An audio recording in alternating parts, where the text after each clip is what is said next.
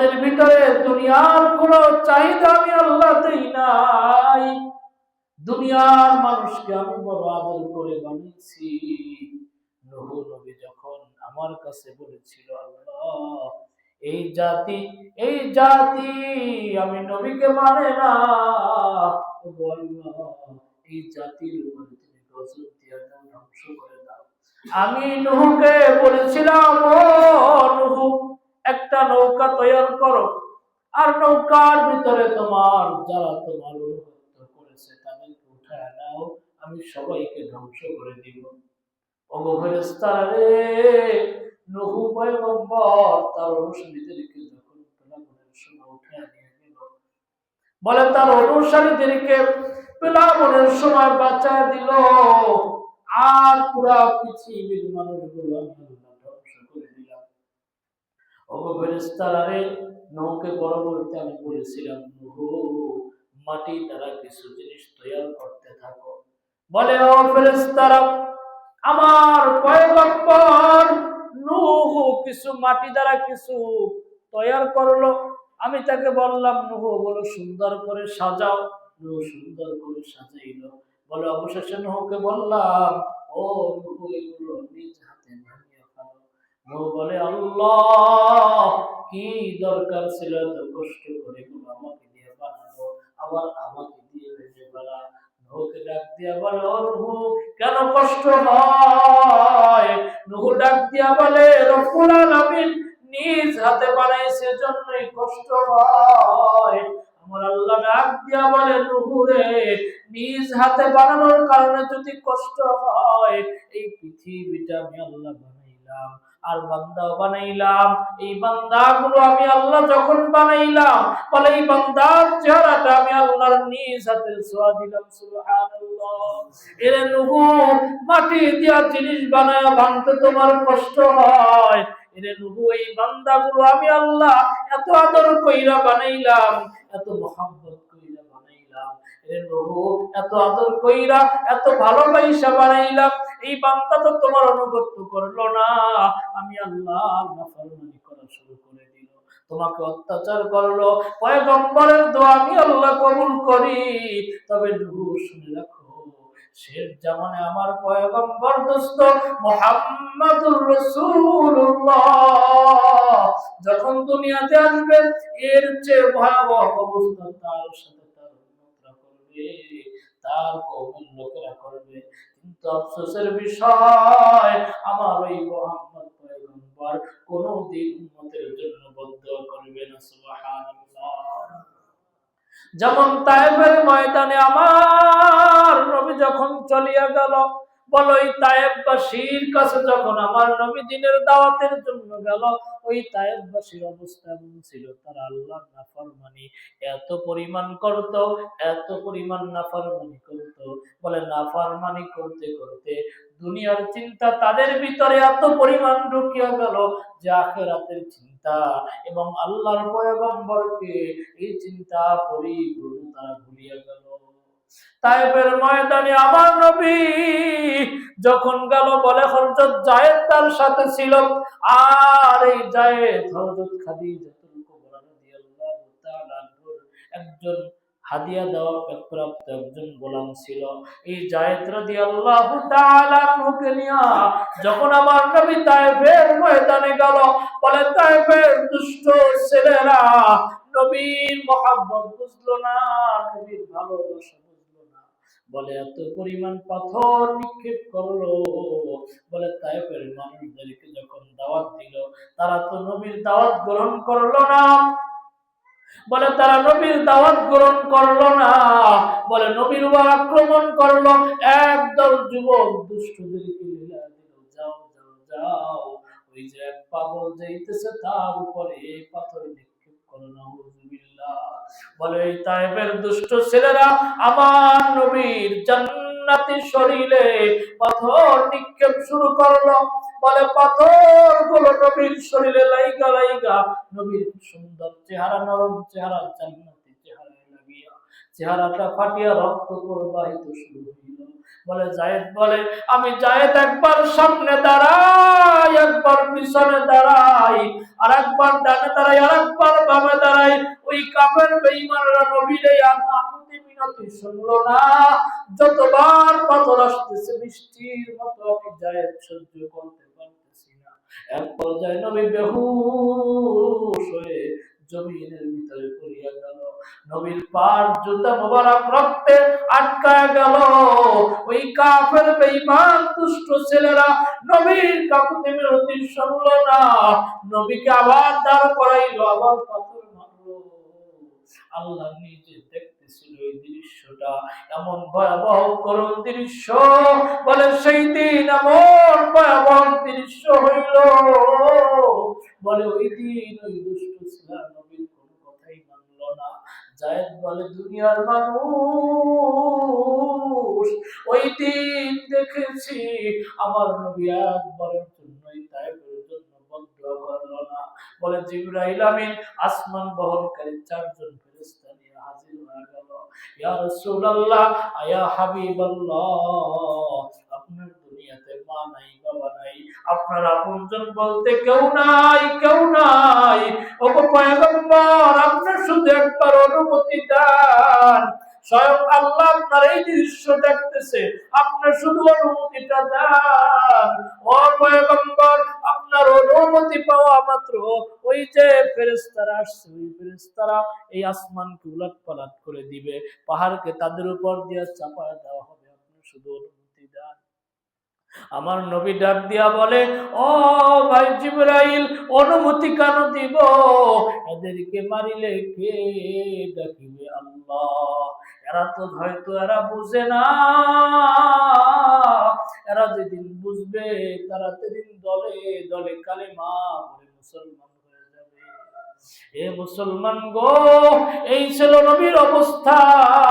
এত আক্রমণ করার পরেও, এত কষ্ট দেওয়ার পরেও যেই নবী উম্মতের জন্য কোনো বরদোয়া করে নাই, আমার আল্লাহ বলেন হুরে, সামান্য তোমাকে কষ্ট দেওয়ার কারণে বরদোয়া করলাম, সবাইকে ধ্বংস করে দিলাম।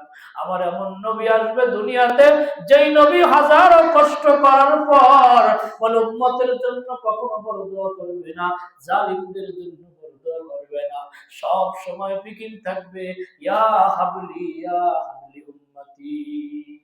এই নবীর উম্মত আমরা। বলে বিশ্ব নবী ডাক দিয়া বলো, ও ভাই জিবরাইল, বলে 1000 বছর জ্বালাইতে জ্বালাইতে আগুনের কারণ যেহেতু লাল হয়ে যাবে, আর 1000 বছর জ্বালাইতে জ্বালাইতে আগুনের কারণটা সাদা হয়ে যাবে। ও ভাই জিবরাইল, এখানেই কি শেষ করবে? বলে না, এখানেও শেষ করবে না।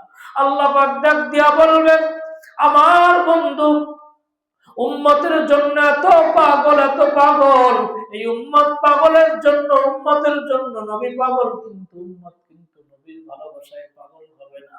উম্মত আমি আল্লাহর গোলামি করবে না। বলে এই কারণে আমি আল্লাহ গজব দিব। বলে ও ফেরেশতারা, আরো 1000 বছর জাহান্নামকে জ্বালাও। বলে আরো 1000 বছর জাহান্নামকে জ্বালানো হবে। জাহান্নাম জ্বালাইতে জ্বালাইতে জাহান্নামের অবস্থা কালো হয়ে যাবে। জিবরাইলও কান্না করবে, বিশ্ব নবীও কান্না করবে। 1000 বছর জাহান্নামকে জ্বালাইতে জ্বালাইতে প্রায় 3000 বছর ওই জাহান্নামকে জ্বালাইছে। বলে জ্বালাইতে জ্বালাইতে জাহান্নামের আগুনটা কালো বর্ণ হয়ে গেছে। বলি ইয়া রাসূলুল্লাহ, ওই কালো জাহান্নামের ভিতরে আপনার উম্মতদেরকে জ্বালানো হবে। নবী বড় পেরেশান, নবী বড় পেরেশান, খাওয়া নাই, নাওয়া নাই, কথা নাই। ঘর থেকে বের হয়ে গেল।